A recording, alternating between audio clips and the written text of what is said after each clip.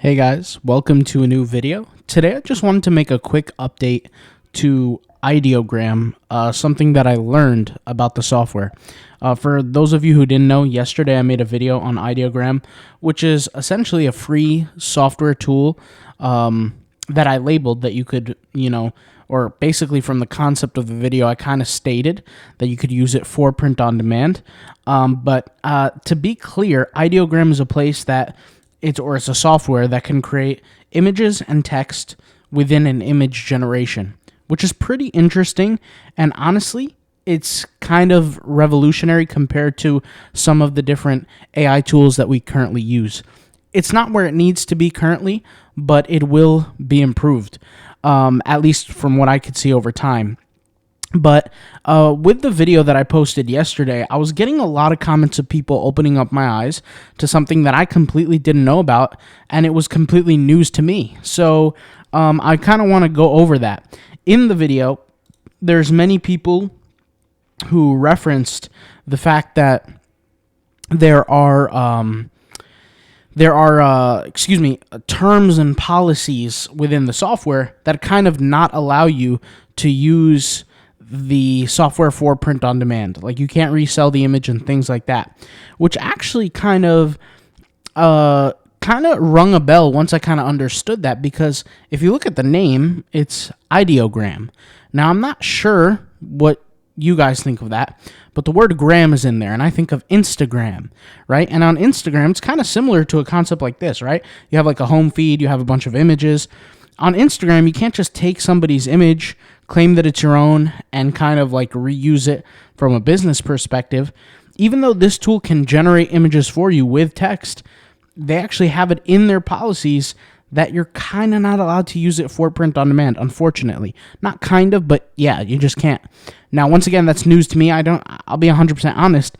I didn't read the policies or terms of service or anything like that. I believe it's right here, which is the restrictions on use, and it actually mentions it. But I believe it's somewhere here: download, modify, copy, distribute, transmit, display, perform, reproduce, duplicate, publish, license, create derivative works from, or offer any sale information contained on or obtained from through services, except for temporary files that are automatically cached by the web browser for display purposes or otherwise expressly permitted in these terms. And then they have just a whole bunch, like duplicate, decompile, reverse engineer, disassemble, like all kinds of just crazy stuff that you can't do.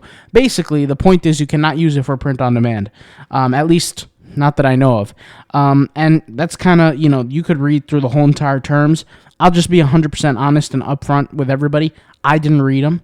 I did not read the terms. That's kind of why I had to make this update, or I guess you could say, which is completely news to me, honestly. I thought you could use it for print on demand. But if you did notice, yesterday in my video I did mention I wasn't going to use this for print on demand anyway, because frankly, it's just not where I want it to be personally from like a success standpoint. I made these watermelon designs yesterday. I mean, I think it's a cool software, but I don't think, like I said, it's something that I would currently use for my print on demand journey, like me personally. And speaking of like these watermelon designs, I actually created some, and I used some of these as inspiration. I'll kind of show you some of the designs that I created. So I think this was the first one I created. Yeah, this was the first one, which just says watermelon power, which is the same concept of yesterday's design, like the whole watermelon power kind of thing. And then I have this design, which this stuff right here was just taken from this kind of concept, like this little lightning bolt, these little lines right here. I just decided to kind of copy them. And so I think like a good theme that you could use is you can use Ideogram to create inspiration for you, right? Especially with something like this. Like if you're going to create an all typography type design where it's just straight up text, you can animate it in ways to where it looks better with certain changes, right? And this could, inspire you to create similar stuff. So this was another watermelon design that I created, which this and this are exactly the same. The only difference is just the text, right? And you can kind of see the difference. Here, I love watermelon. This is just not part of the design, really. That was just a graphic that I liked. But I love watermelon. I heart watermelon, same thing. I love watermelon, just a different kind of design, powered by watermelon. And then here, rind over matter, which is a cool play on words kind of design that I created here. But yeah, these were just some designs that I felt kind of like I took some elements of inspiration from Ideogram, and I did that just to show you guys that after I learned that you can't really use it for print on demand, you could still use it for inspiration. There's no crime on that, right? It's not illegal. It's not against their policies or anything like that. You can still use it as inspiration. So I could create a design like this one here to strive to be the best. We can do something like that really quick. So I can go over here. Let me go ahead and empty this out, okay? And I could type in the word strive, right? Just like this. And I could use it as inspiration, so I could tilt it a little bit.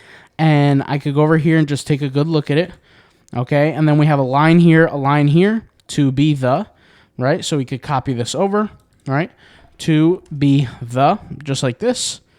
Okay, and then we have BEST, right? And this is a good software, like I said, for inspiration. You don't need to necessarily take any of the work if they don't allow it. You don't have to break any rules. You could just, do your own thing. So we could find different formats of text here. So like, let's say I want to use this, okay? And I could just look around here. Let's say I want to mimic the same text here, right? So something like this, okay? So let's say this is a 693 font. This is 1,000. We can kind of keep them a little bit similar, just increase the size of this ever so slightly. So kind of like that. And then we could bring in our lines here. So I can go to elements and I could search for line, kind of like this. And I could use something like this here. And I can make it, let's just say like a tan colored line here. So something like this here, strive, right? And then I could take another line. So something a little bit thicker, kind of like this, and place it under here. And let me actually create some spacing. So this is, and then I'll switch the font here on this. So I'll use something like this font, kind of like that. Strive to be the best. I'll take this and I will cut it off, kind of make it a little bit thinner, kind of like that. Just like this. Strive to be the best. And what I will do is just look at how they kind of manage their colors. So this line on the bottom and this word have the same color. So I can do that. So this word, let's just say I wanted it to be like this kind of color, whatever this color is. I don't know what you would call that color. Is that like a sand color? Or it's like a, I don't know, like a very, very light orange. You guys let me know, but I'll kind of match it there. And then this line is the same color as this font, right? So I could take this and I could go over here and match it, right? And what I can do is I can move this up just slightly, move this downward, or get a grip of this line really, and kind of move it closer to here and group these two together. So I can go over here, right click and group, move this downward, move this kind of upward, just like that. And then what I can do is I could figure out some graphic, almost like a ribbon, right? So I can go over here to ribbons and I can grab this right here. I can tilt this, right? And I can place this towards the back here and I can actually cut off certain aspects of it. So I have like, for example, like this, and I'll have to actually shorten this slightly, right? Just like that. And move this towards this section, copy it, place it here, and do a flip. So flip that way, okay? I could take that color, make sure it matches all the same color. And so I think actually like, it's good for like a learning lesson, like what kind of colors to use, what kind of, just teaches you about spacing. It's a cool software for sure. And then here we have the word best, which is its own color entirely. And I think I want to use some sort of like green tint. And let's actually lighten it up a bit. So something like that, right? So something like this. And this is effectively a remake of what I just saw. So just try to make sure and give it enough space to where it looks somewhat decent, but I could look at that and I could say, okay, this is a little too far, but you guys get the point. I can move this inward, kind of like right here, increase the size, kind of like this, okay? And maybe just move it all the way a little bit to the right, maybe move this to the right, but you get the point, right? So basically, it's not perfect, right? I might need to improve it slightly, but you get the point. So I could use this as a inspirational technique, something that might kind of help. So I could search like something for like airplane or something like that. Search for it like this and make this a little bit smaller so where it actually fits in the frame. So something like here, and then switch up the color. So I could do different things, but the point is that you can use this as inspiration, right? So you can use Ideogram as inspiration instead of actually taking the graphics. And really the main takeaway of this video, guys, was just to bring out the message that was completely news to me. I had no idea. But once again, it's my fault because I didn't read the terms, which, once again, my fault. There's really nothing I could say. But yeah, so you could use it as inspiration. I just did a live example of how you can. And you could definitely level up your design skills. I try to gain as much knowledge as I can when it comes down to designing, because it is my craft. It is something that I'm working on, and I was never born a designer. I wasn't an artist or anything like that, and I'm still not an artist. I'm just a student, learning the game. So if you guys have questions or messages or something you want me to know, leave it in the comments down below. But I'm happy I made this video because I did want to make it clear to everybody who watches this. I didn't want to try to put out some kind of, false advertising or anything like that. So I'll talk to you guys later. Thank you guys for watching. Hopefully you guys enjoyed some of this video somehow, some way.